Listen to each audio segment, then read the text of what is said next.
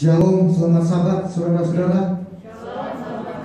Apakah kita bersuka cita sabat ini? Bolehkah kita lambaikan tangan, tandanya kita bersuka cita? Puji Tuhan. Umat-umat Tuhan, jemaat Tuhan yang dikasihi Tuhan, saudara-saudara umat-umat Tuhan dari EHM Church yang telah mengundang kami, jemaat Tuhan Podomoro City telah bersama-sama, walaupun kami beberapa yang ada di studio dan juga yang bergabung dalam ibadah secara Zoom atau secara virtual. Dan saudara-saudara yang dikasihi oleh Tuhan dimanapun saudara berada, yang menonton melalui streaming pada saat ini, melalui streaming Facebook, biarlah firman Tuhan yang kita akan renungkan pada saat ini akan menolong hidup kita, akan menolong saudara dan saya untuk bersedia bagi kedatangannya yang tidak lama lagi. Bolehkah kita tunduk kepala sejenak, kita berdoa. Bapa kami yang bersemayam dalam tatap-muka sorga, Allah yang baik, Allah yang selalu mengasihi kami memuji nama-Mu ya Tuhan, oleh karena Engkau begitu baik dalam hidup kami. Dan saat ini Tuhan, ketika kami akan mendengarkan nasihat firman-Mu, kiranya Roh Kudus-Mu menguasai hati dan pikiran kami, sehingga firman Tuhan yang kami akan renungkan sebentar akan tertanam di dalam hati dan pikiran kami, dan kami boleh hidupkan dalam kehidupan kami, menuntun hidup kami untuk selangkah lebih dekat kepada Tuhan. Di dalam nama Yesus Tuhan dan Juru Selamat kami, amin. Saudaraku yang dikasihi Yesus, senang rasanya kita boleh berada dalam ibadah bersama-sama, walaupun saudara dan saya mungkin ada yang di tempat yang jauh. Saya lihat ada yang sudah bergabung di Zoom ya, dari Manado, keluarga besar Lumangkun ya, keluarga besar dari Manado yang sudah bergabung, keluarga besar dari Elder Megi Pati, dan juga saudara umat Tuhan yang ada di studio ini. Puji Tuhan. Dan saudara umat Tuhan yang ada di virtual Zoom yang sudah berpartisipasi untuk hadir bersama-sama berbakti pada saat ini. Saudara, kita masih bersyukur kepada Tuhan. Kenapa saudara? Kenapa saudara dan saya harus bersyukur? Karena saat ini pimpinan kita yang higher organization, pendeta Ted Wilson, telah mengumandangkan bahwa kita semua harus berdoa untuk peperangan yang terjadi antara Rusia dan Ukraina. Kita doakan saudara, umat-umat Tuhan yang ada di Ukraina, oleh karena gencatan senjata yang diupayakan tidak berhasil, sehingga harus terjadi kerusakan di mana-mana saudara. Saya tidak tahu apakah sudah ada anggota gereja Masetari ke-7 yang terkena dampak daripada bom yang diberikan atau ditujukan ke Ukraina. Saudara, judul khotbah pada sabat ini adalah Bersama Yesus Badai Pasti Berlalu. Saudara, umat-umat Tuhan yang dikasihi Tuhan, ketika kita mengalami sebuah badai seperti sekarang ini, memang tidak terlihat secara langsung saudara badai itu saat ini. Tetapi saudara, lambat laun badai-badai yang kita lihat saat ini, yang kita mungkin tidak rasakan, tetapi lambat laun mungkin saja membuat hati kita cemas, membuat hati kita gundah gulana. Kenapa saudara? Karena bukannya semakin mudah kita mencari pekerjaan, bukannya semakin mudah kita melakukan aktivitas, tetapi kita dibatasi saudara. Kita dibatasi kemana saja, kita nggak bisa sembarangan saudara, zaman pandemi. Sehingga kita sebagai anak-anak Tuhan, kita pun seperti terpenjara saudara terpenjara di dalam aktivitas kita. Bahkan anak-anak Tuhan, jemaat Tuhan Podomoro City, kebanyakan kami adalah orang-orang muda. Sudah 2 tahun ini tidak ada pelayanan keluar, saudara. Tidak ada outreach. Kenapa tidak ada outreach? Ya memang karena pandemi, saudara. Karena pandemi ini membuat kita terbatas di dalam pelayanan. Dalam segala aktivitas kita dibatasi. Dan apakah ini membuat kita berdiam diri, saudara? Mari kita renungkan pengalaman yang terjadi kepada hamba Tuhan Rasul Paulus yang tercatat di dalam Kisah Para Rasul 27 yang tadi sudah dibacakan, ya. Kisah Para Rasul pasalnya yang ke-27, ayatnya yang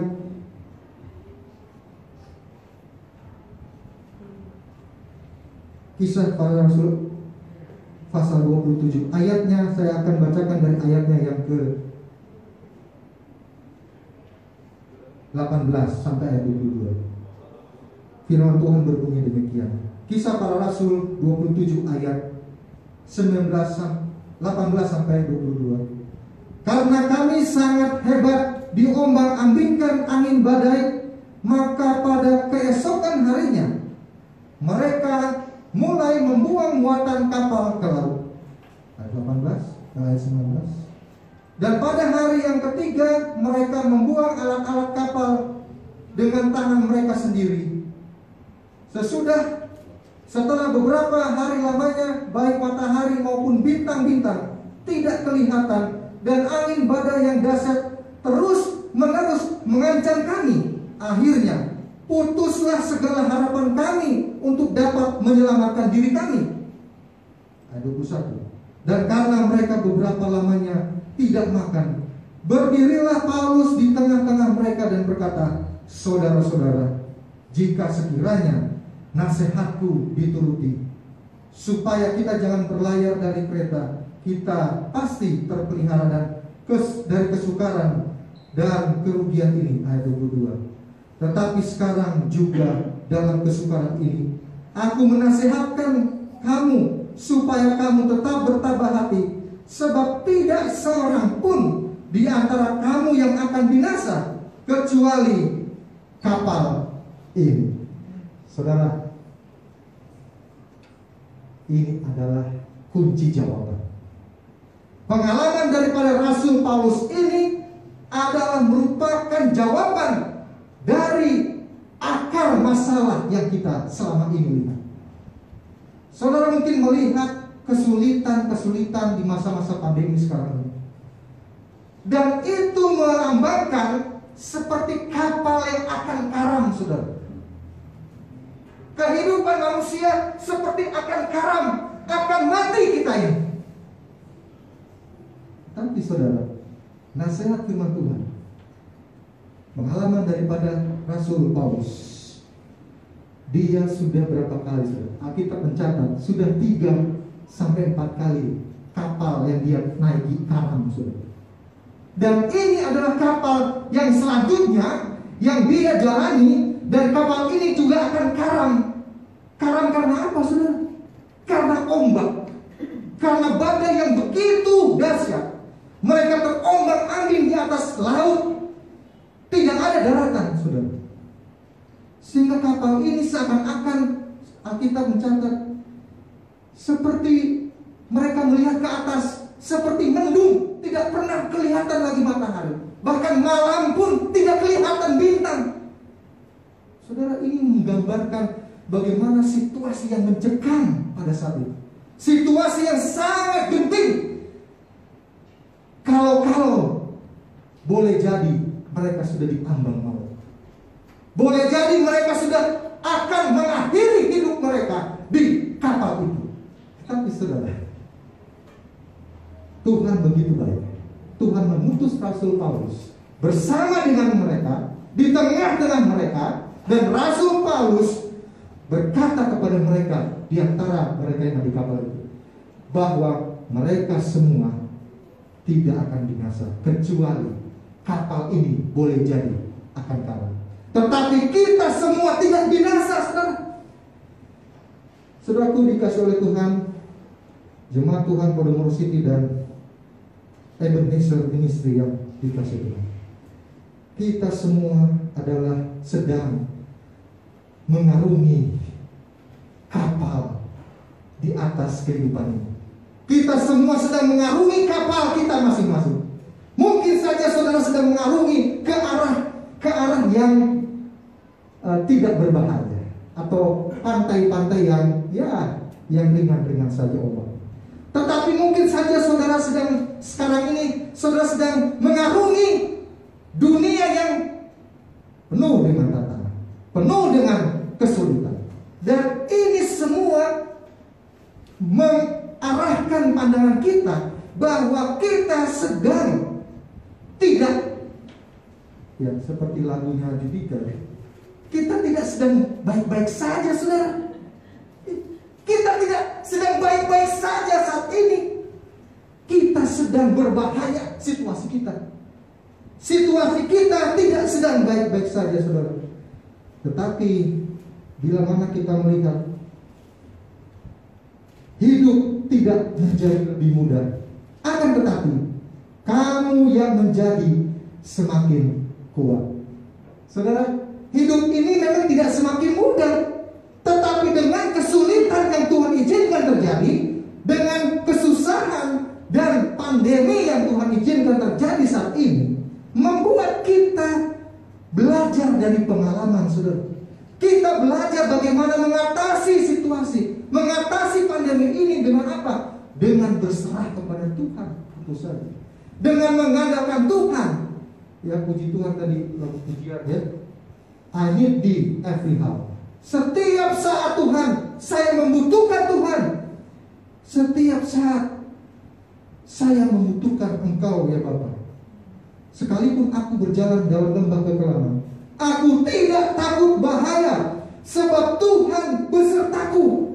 Mazmur 23 ayat 4. Saudara, Raja Daud memberikan sebuah pengalaman hidup yang dia sudah tuliskan dalam bukunya. Dan dikatakan di dalam Mazmur 23 ayat 4, sekalipun aku berjalan dalam lembah kekelaman, aku tidak takut bahaya, sebab Tuhan besertaku. Saudaraku yang dikasihi Yesus, saudara dan saya sedang berada dalam situasi-situasi yang sulit sekarang ini. Dan saudara bisa lihat, ini menjadi sebuah pertanda bahwa Dia, Tuhan kita, Yesus Kristus, tidak lama lagi saudara, tidak lama lagi Dia akan datang untuk menyebut saudara dan saya. Ulangan 31 ayat 6. Kuatkan dan teguhkanlah hatimu, janganlah takut dan janganlah gemetar karena mereka, sebab Tuhan Allahmu, Dialah yang berjalan menyertai engkau. Ia tidak akan membiarkan engkau dan tidak akan meninggalkan engkau. Saudara, ini adalah merupakan kata-kata Tuhan sendiri kepada bangsa Israel melalui hambanya Musa. Dan dikatakan bahwa kuatkanlah dan teguhkanlah hatimu. Saudara, mungkin saudara melihat dewasa ini problema demi problema bermunculan. Pandemi yang sedang berlangsung ini membuat kita cemas, membuat hati kita mungkin tidak berbahagia saat ini. Tetapi saudara, Tuhan katakan, kuatkan dan teguhkanlah hatimu, janganlah takut dan janganlah gemetar karena mereka, sebab Tuhan Allahmu, Dialah yang berjalan menyertai engkau. Ia tidak akan membiarkan engkau dan tidak akan meninggalkan engkau. Dalam kata-katanya yang lain, firman Tuhan kepada orang Israel, Tuhan katakan apa? Aku yang akan berperang melawan musuh-musuh. Aku yang akan berperang melawan segala ketidakadilan, segala pergumulan yang dialami anak-anak Tuhan. Yesaya 41 ayat 13 mengatakan, sebab aku ini Tuhan Allahmu, memegang tangan kananmu dan berkata kepadamu, janganlah takut, akulah yang menolong engkau. Di dalam 1 Petrus 5 ayat 10 juga mengatakan demikian. Dan Allah sumber segala kasih karunia yang telah memanggil kamu dalam Kristus kepada kemuliaannya yang kekal akan melengkapi, meneguhkan, menguatkan, dan mengokohkan kamu sesudah kamu menderita seketika lamanya. Saudara, kita sedang mengalami sebuah pengalaman yang mungkin saja tidak mengenakan, mungkin saja mengecewakan, bahkan membuat kita lemah hati, atau di dalam pengalaman-pengalaman hidup yang dialami oleh Rasul Paulus. Maka sebagaimana Rasul Paulus mengalami hal yang sulit, bahkan dia berapa kali dia akan mati, saudara. Dia sudah akan mati, tetapi Tuhan menyelamatkan. Berkali-kali dia mengalami sebuah kesulitan yang sangat berbahaya, bahkan mengancam nyawanya. Tetapi berkali-kali juga Kristus, Allah yang dia kenal, adalah Allah yang hidup. Berkali-kali juga Rasul Paulus diselamatkan oleh Tuhan. Amin, saudara. Amin. Inilah yang harus kita imani dalam kehidupan kita. Inilah kenapa dikatakan inilah pengalaman yang kita harus pelajari, yang kita hidupkan, yang boleh kita hidupkan, agar kita boleh melihat bahwa Tuhan itu adalah Tuhan yang luar biasa. Allah kita adalah Allah yang adil. 2 Korintus 4 ayat 8-9. Dalam segala hal kami ditindas, namun tidak terjepit. Kami habis akal, namun tidak putus asa. Kami dianiaya, namun tidak ditinggalkan sendirian. Kami dihempaskan, namun tidak binasa. Saudara, ini membuktikan bahwa Tuhan izinkan peristiwa yang kita alami, yang mungkin saja membuat iman kita lemah, membuat kita kecewa, membuat kita menderita. Tetapi ingatlah firman Tuhan, 2 Korintus 4 ayat 8 dan 9. Dalam segala hal kami ditindas, namun tidak terjepit. Kami habis akal, namun tidak putus asa. Kami dianiaya, namun tidak ditinggalkan sendirian. Kami dihempaskan, namun tidak binasa.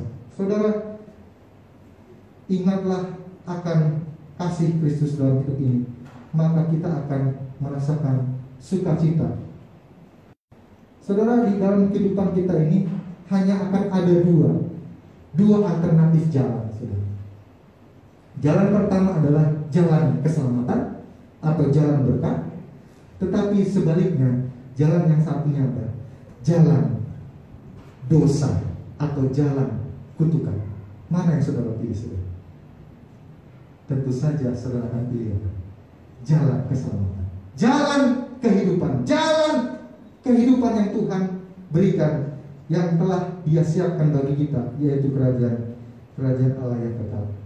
Firman Tuhan yang kita imani selama ini adalah merupakan firman Tuhan yang telah diturunkan dari abad ke abad, dari zaman ke zaman. Tuhan telah mengirimkan hamba-hambanya, nabi-nabinya, untuk kita imani, untuk kita renungkan, bahkan kita hidupkan setiap saat. Saudara, pandemi ini bukan saat ini mungkin secara menyeluruh, mungkin baru pertama kali, tapi waktu zaman Nyonya Sister White pun telah mengalami hal yang sama, pandemi flu ya. Kita tahu bagaimana munculnya influenza, virus influenza ini sangat berbahaya, saudara, sangat cepat menular, sehingga itu membuat banyak orang yang meninggal. Mereka tidak tahu pencegahannya apa, karena memang resources yang mungkin kurang, ya, sumber daya manusia yang agak kurang berpengetahuan. Usia 4-6 katakan, bila mana kita kurang pengetahuan, kita jauh daripada Tuhan. Nah, saudara, ini pun membuat kita menyadari bahwa sebenarnya firman Tuhan itu bagaikan perisai, saudara. Ketika kita membaca, menggali firman Tuhan, maka itulah menjadi benteng kita. Firman Tuhan itu menjadi perisai kita untuk mengatasi segala segala kesulitan dan masalah yang kita alami. Sister White menuliskan, Ellen G. White, Alpha Omega, jilid 5, halaman 319. Perkataan yang pertama yang diucapkan Kristus di atas bukit itu adalah kata bahagia. Berbahagialah mereka, katanya, yang merasa dirinya miskin rohani dan yang merasa perlu akan keselamatannya.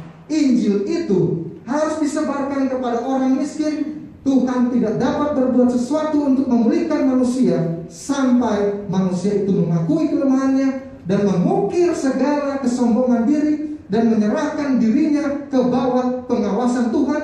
Kemudian barulah ia dapat menerima pemberian Allah yang sudah siap untuk dicurahkan. Dari jiwa yang merasakan kebutuhannya, tidak ada yang ditahan. Ia tidak dihalangi datang kepada dia, di dalam siapa berdiam segala kesempurnaan. Saudara, Tuhan melalui hambanya, Sister, memberikan sebuah pencerahan, memberikan sebuah arahan kepada umat-umatnya, bahwa Tuhan menginginkan untuk memulihkan manusia. Kita semua akan dipulihkan, saudara. Kabar baiknya adalah, walaupun banyak orang sekarang ini terpapar pandemi, terpapar corona, COVID-19, Omikron dan sebangsanya, saudara, tetapi Sister White menyebutkan, Alpha Omega jilid 5 halaman 319, Tuhan akan bisa memulihkan manusia, tetapi ada syarat yang Tuhan berikan. Apa syaratnya? Syaratnya adalah manusia itu mengakui kelemahan, mengukir segala kesombongan diri dan menyerahkan dirinya ke bawah pengawasan Tuhan. Saudara, berapa banyak di antara kita umat-umat Tuhan yang saat ini sedang merindukan, membutuhkan akan arahan, tuntunan dari Tuhan. Saya percaya kita semua rindu untuk dipulihkan, rindu untuk dituntun Tuhan. Itu sebabnya Tuhan melalui hambanya Sister White mengatakan, mari kita datang kepada Tuhan, mengakui segala kelemahan, mengakui segala dosa dan kelemahan kita, mengukir dan juga menghilangkan rasa kesombongan, menyerahkan diri di bawah pengawasan Tuhan.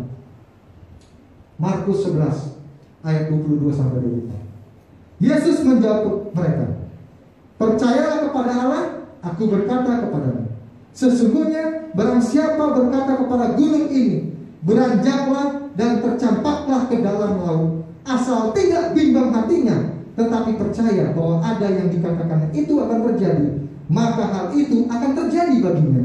Ayat 24. Karena itu aku berkata kepadamu, apa saja yang kamu minta dan doakan, percayalah bahwa kamu telah menerimanya, maka hal itu akan diberikan kepadamu. Saudaraku yang dikasihi Yesus, ini adalah merupakan jawaban daripada Yesus, jawaban dari Putra yang agung, yaitu Yesus Kristus, yang telah memberikan panduan, guidance kepada kita bila mana kita meminta kepada Tuhan, memohonkan doa, menyampaikan permohonan, Tuhan selamatkanlah orang-orang yang ada, umat-umat Tuhan yang ada di Ukraina sana. Tuhan selamatkan kami dari pencobaan, dari penderitaan, dari segala sesuatu yang membuat kita lemah. Yakobus 1 ayat 6. Sebab orang yang bimbang sama dengan gelombang laut yang diombang-ambingkan kian kemari oleh angin. Saudara, segala sesuatu yang dialami oleh manusia, tidak ada yang lebih berbahaya daripada kebimbangan. Kenapa? Ketika saudara meragukan akan tuntunan Allah, ketika Petrus meragukan, bahkan menyombongkan dirinya, berdiri, berjalan menuju kepada Yesus, di tengah-tengah perjalanannya dia bisa berjalan saudara di atas air. Tetapi pelan-pelan, nyawa menyebutkan bahwa Petrus mulai merasakan takut, Kalau Tuhan tidak menyelamatkan dia, kalau dia jatuh, tenggelam dan tidak berdaya, tidak bisa ada yang menyelamatkan dia. Saudara, keraguan, kebimbangan membuat kita tidak sampai ke tujuan. Di dalam Matius 14 ayat 28 sampai 30. Lalu Petrus berseru dan menjawab dia, Tuhan, apabila engkau itu, suruh aku datang kepadamu berjalan di atas air. Kata Yesus, datanglah. Maka Petrus turun dari perahu dan berjalan di atas air mendapatkan Yesus. Tetapi ketika dirasanya tiupan angin, takutlah ia dan mulai tenggelam, lalu berteriak, Tuhan, tolonglah aku. Saudara, memang di dalam kehidupan kita ini seringkali yang membuat kita lemah, yang membuat iman kita lemah adalah kita kurang percaya. Kurang percaya sama dengan bimbang, saudara. Kurang percaya sama dengan bimbang. Apa itu bimbang? Setengah-setengah. Antara percaya dan tidak. Antara percaya dan tidak. Benar nggak ya Tuhan menolong saya hari ini? Benar nggak ya Tuhan memberikan saya pekerjaan hari ini? Benar nggak ya Tuhan tunjukkan pasangan hidup buat saya? Benar nggak ya? Dan lain sebagainya, dan lain sebagainya. Saudara, ini membuat anak-anak Tuhan kita semua mungkin saja bimbang sebagaimana Petrus. Petrus percaya penuh kepada Yesus. Ia pun meminta kepada Yesus agar ia dapat berjalan di atas air seperti Yesus. Namun kemudian ia mulai bergantung pada kemampuan dirinya sendiri dan berpaling dari Yesus. Ia pun mulai tenggelam dan merasa takut. Ketika kita percaya kepada Yesus dan memandang kepadanya, badai dalam kehidupan tidak akan dapat menenggelamkan kita. Jika kita berpaling dari Yesus dan mulai bergantung pada diri kita sendiri, ombak yang paling tenang dan ujian yang teringan sekalipun akan membuat kita ketakutan dan akan menenggelamkan iman kita. Saudara, ini membuat sebuah pelajaran rohani yang indah. Pengalaman dari Petrus ini mengingatkan kita bahwa kita harus percaya sepenuhnya kepada Kristus. Matius 14 ayat 31 katakan, segera Yesus mengulurkan tangannya, memegang dia dan berkata, hai orang yang kurang percaya, mengapa engkau bimbang? Ya saudara, inilah yang membuat kenapa Tuhan, apa katanya? Yesaya 59 ayat 1 dan 2. Tuhan tidak kurang panjang menyelamatkan saudara dan saya. Tetapi apa yang membuat? Yang membuat adalah oleh karena dosa. Karena dosa, kebimbangan juga dosa, saudara. Oleh karena dosa itulah kita terpisah dari Tuhan, sehingga Tuhan tidak kurang panjang untuk menyelamatkan, tetapi yang menjadi pembatas, pemisah Tuhan. Karena dosa kita, saudara. Dosa kita. Janganlah takut sebab aku menyertai kau. Janganlah bimbang sebab aku ini Allahmu. Aku akan meneguhkan, bahkan akan menolong kau. Aku akan memegang kau dengan tangan kananku yang membawa kemenangan. Yesaya 41 ayat 10. Saudara, ini menjadi sebuah panduan kepada kita, ya. Keletihan kita sering disebabkan bukan oleh pekerjaan, tapi oleh kekhawatiran, kebimbangan, frustasi, dan putus asa. Ya, saudara, ini sebagai arahan kepada kita bahwa keletihan yang kita alami sebenarnya bukan karena pekerjaan, bukan karena aktivitas, tetapi oleh karena kekhawatiran, kebimbangan, frustasi, dan putus asa. Bahkan sekarang ini kita semakin sulit untuk mendapatkan lowongan pekerjaan, ya, bagi anak-anak Tuhan, orang-orang muda. Sekarang ini sulit sekali, saudara, sulit sekali, karena orang sedang berupaya untuk menutupi gali lubang tutup lubang, ya. Perusahaan-perusahaan sekarang ini sedang berusaha untuk survive, sehingga mereka mengkos, mereka punya penerimaan pegawai baru, mereka close. Kenapa? Karena memang kesulitan finansial yang membuat pekerjaanmu sudah disiapkan Tuhan. Saudara, bila mana saudara adalah seorang yang takut akan Tuhan, seorang yang setia kepada Tuhan, seorang yang aktif dalam pekerjaan Tuhan, seorang yang rajin beribadah, maka pekerjaan akan disiapkan oleh Tuhan. Bersiap, negara kita sedang bersiap diri, saudara. Bersiap diri dengan ekonomi yang semakin sulit. Bahkan sekarang ini kita bisa lihat bahwa dunia, bukan saja Indonesia, dunia sedang mengalami krisis finansial, krisis ekonomi, dan membuat semua negara-negara yang ada di dunia ini akibat daripada pandemi, akhirnya mereka pun berupaya keras untuk melakukan terobosan-terobosan. Mereka berupaya untuk mengatasi pandemi ini dengan berbagai cara, ya. Dan saudara, sampai hari ini mereka tidak menemukan vaksin atau obat yang tepat. Mungkin kalau saudara lihat sekarang ini, mungkin saudara ada yang sudah di booster ya, atau yang sudah divaksin booster. Nggak tahu lagi berikut booster yang keberapa. Ini menarik, saudara, sangat menarik. Ya, ada virus, tapi ada juga vaksin, tapi nggak selesai sudah permasalahan ini. Ya, ini membuat kita frustasi ya sebagai manusia. Filipi 4 ayat 6 katakan, janganlah hendaknya kamu khawatir tentang apapun juga, tetapi nyatakanlah dalam segala hal keinginanmu kepada Allah dalam doa dan permohonan dengan ucapan syukur. Saudara, tidak ada yang kita bisa kerjakan ketika kita mengalami kesulitan selain daripada apa? Memohon doa kepada Tuhan dengan ucapan syukur. Roma 8 ayat 28 katakan, Allah turut bekerja dalam segala sesuatu untuk mendatangkan kebaikan bagi mereka yang mengasihi Dia. Mazmur 62 ayat 2 dan 3 katakan, hanya dekat Allah saja aku tenang, daripadanya lah keselamatanku. Hanya Dialah gunung batuku dan keselamatanku, kota bentengku, aku tidak akan goyah.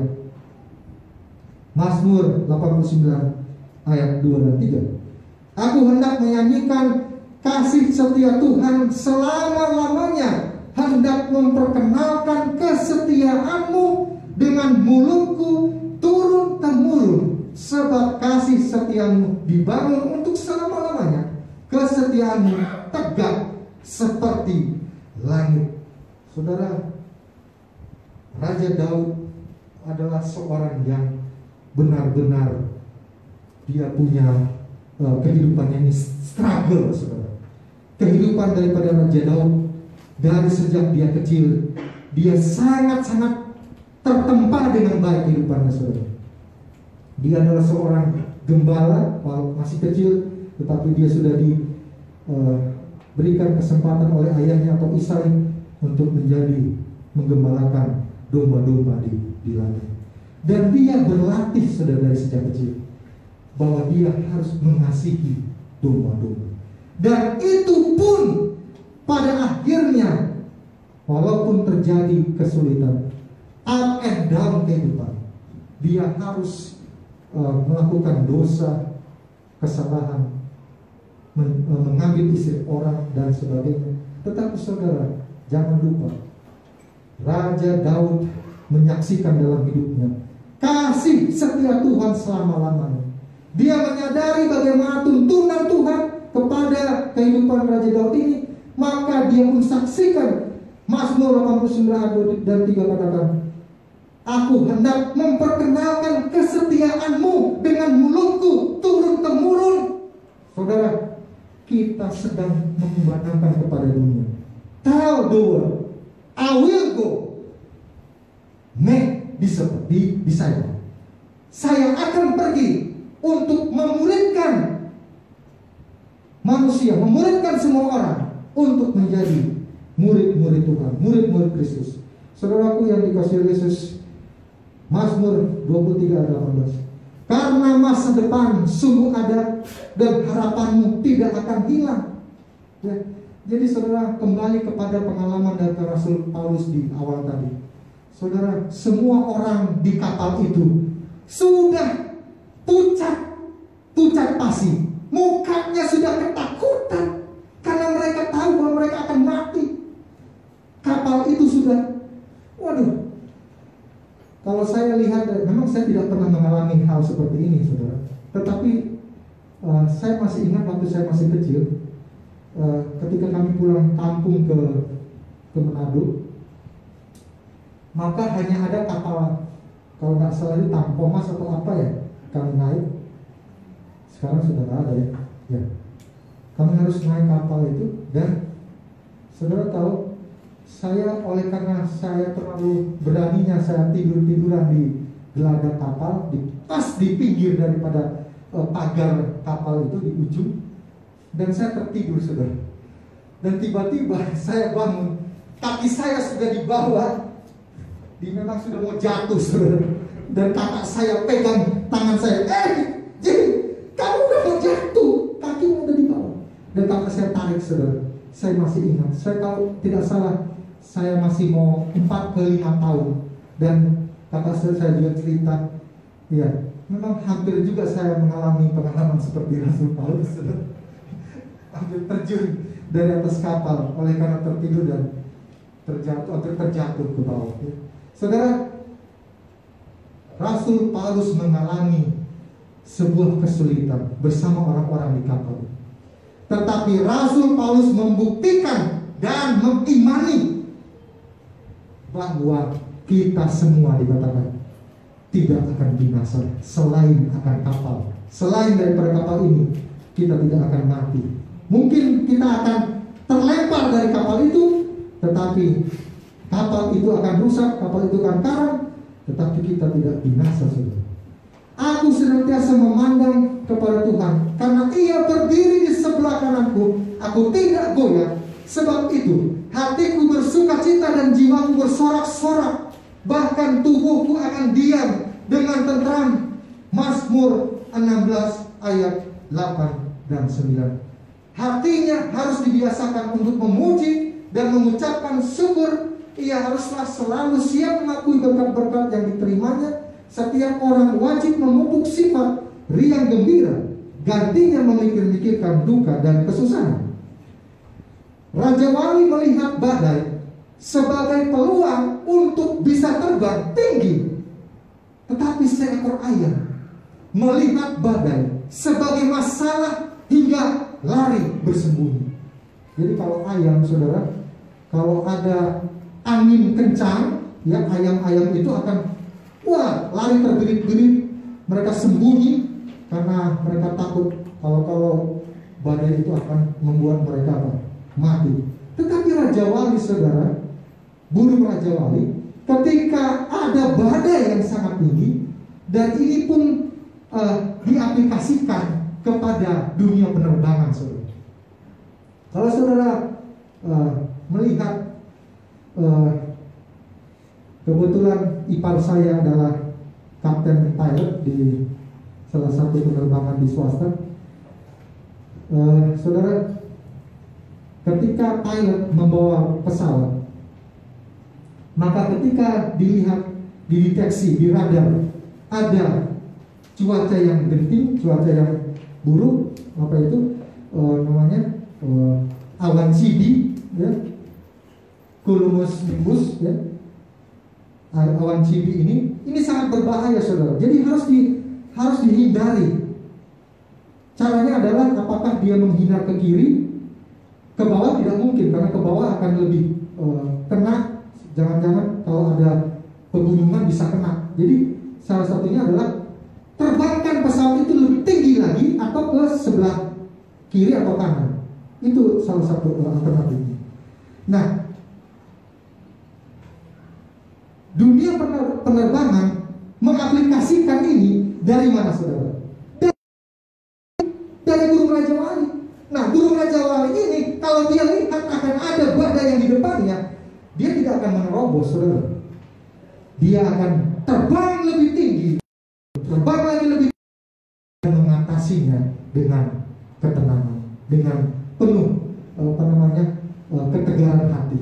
Dia hadapi segala masalah itu. Dia akan terbang lebih tinggi. Sudut pandang menentukan sikap dan respon yang bisa mencerminkan identitas dan siapa kita sebenarnya.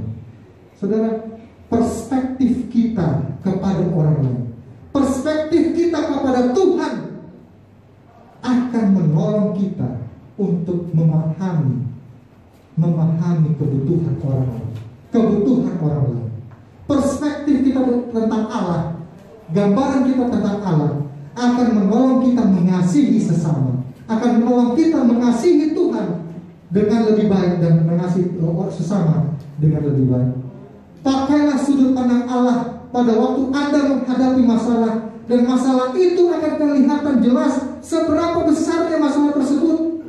Our God is bigger than all our problems. Allah kita lebih besar dari semua masalah kita. Kitab Sukacita dalam Filipi akan memberikan sebuah gambaran bagaimana kita harus senantiasa bersukacita di dalam hidup ini. Oleh anugerahnya kita dapat memiliki sudut pandang yang benar terhadap harta benda yang kita miliki, agar semua itu tidak berbalik menguasai kita. Saudara, banyak sekarang ini kita bisa lihat para pemimpin-pemimpin negeri ini ataupun para pembesar-pembesar ya sudah akan mengenakan rompi kuning. Sudah tahu lah rompi kuning itu apa ya?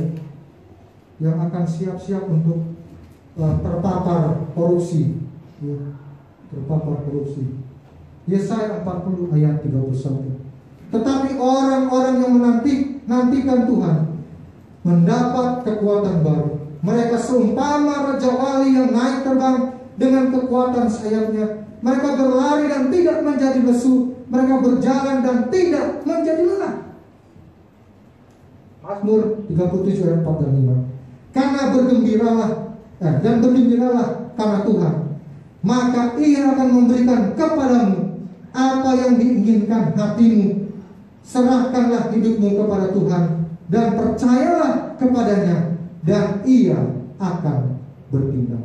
Saudaraku yang dikasihi Yesus, pekabaran Tuhan pada saat ini, firman Tuhan membuktikan bahwa Tuhan adalah Tuhan yang luar biasa. Dahulu aku muda, sekarang telah menjadi tua, tetapi tidak pernah kulihat orang benar ditinggalkan atau anak cucunya meminta-minta roti.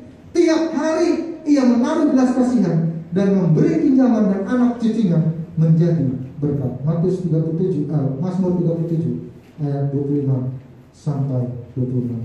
Perhatikanlah orang yang tulus dan lihatlah kepada orang yang jujur, sebab pada orang yang suka damai akan ada masa depan.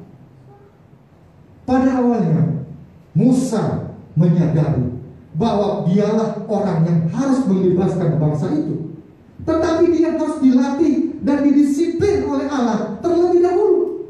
Dia benar dalam sudut pandang pribadinya, tetapi dia bukanlah orang yang tepat untuk tugas tersebut sampai dia belajar tentang persekutuan yang benar dan kesatuan dengan Allah untuk mengikuti gerak langkah Allah.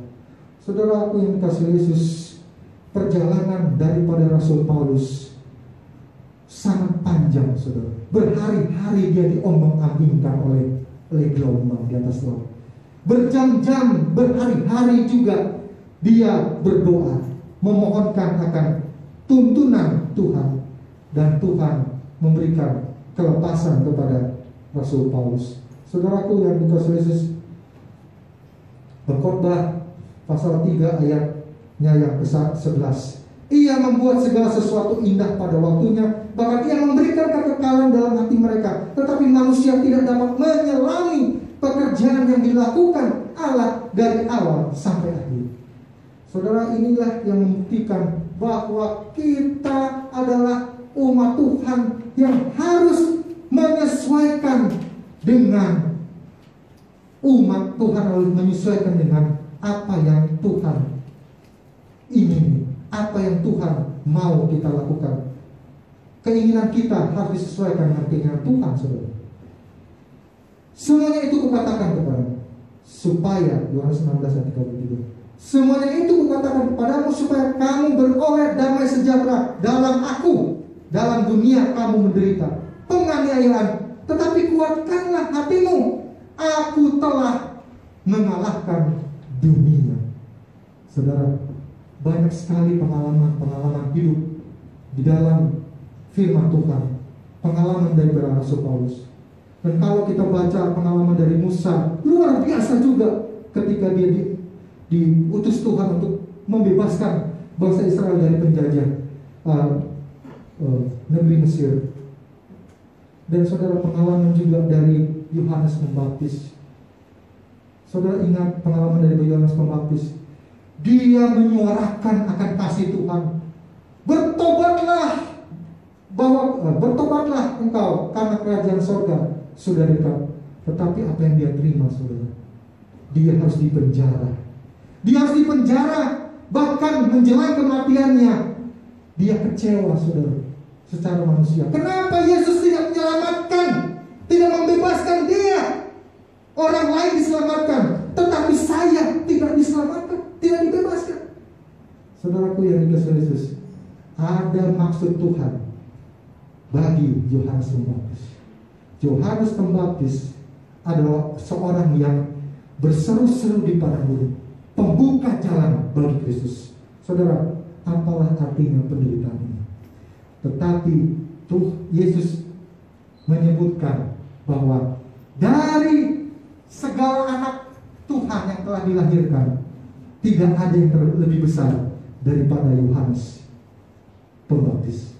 Dan ini membuktikan walaupun Yesus mengizinkan Yohanes tidak dibebaskan pada saat itu, tetapi Yesus mengatakan bahwa Yohanes Pembaptis adalah orang yang paling dia sayang, yang dia paling perhatikan, dan dia yang terbesar di pemandangan Kristus pada saat itu. 1 Yohanes 5 ayat 4. Sebab semua yang lahir dari Allah mengalahkan dunia, dan inilah kemenangan yang mengalahkan dunia. Apa itu, saudara? Iman kita. Yohanes pasal 5 ayatnya yang keempat. Sebagai ayat terakhir dikatakan di sini, 1 Yohanes 2 ayat 6. Barang siapa mengatakan bahwa ia ada di dalam dia, ia wajib hidup sama seperti Kristus telah hidup.